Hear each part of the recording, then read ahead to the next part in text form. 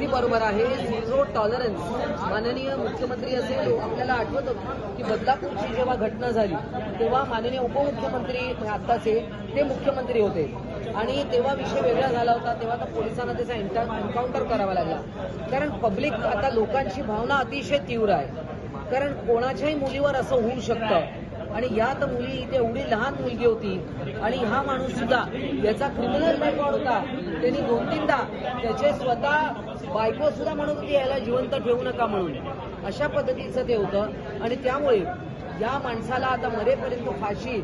याच्यासारखे जे विकृत माणसं आहेत, आम्ही सभागृहात नेहमी बोलत असतो, या विकृतीला ठेचा आणि जरा देखील असे काही रेकॉर्डची माणसं असतील, मग ते कुठल्याही क्षेत्रातले असो, त्यांना कामावर घेताना प्रत्येकाचा कॅरेक्टर सर्टिफिकेट, पोलीस रेकॉर्ड हा तपासला गेला पाहिजे. न्याय तर मिळालेला आहे, पण न्यायदान झाल्यानंतर प्रत्यक्ष त्याची अंमलबजावणी योग्य वेळेत होईल अशी अपेक्षा आहे.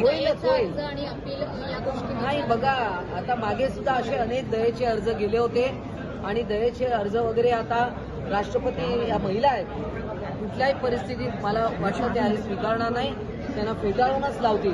पण कसली दया दाखवायची? त्या मुलीला मारताना तरी तो म्हणत होता मी किरकोळ जखम केली, असं त्या विकृत माणसाचं म्हणणं होतं की मी किरकोळ जखम केली, मला आठवतं. त्यामुळे अजिबात कुठलं दया माया काही नाही.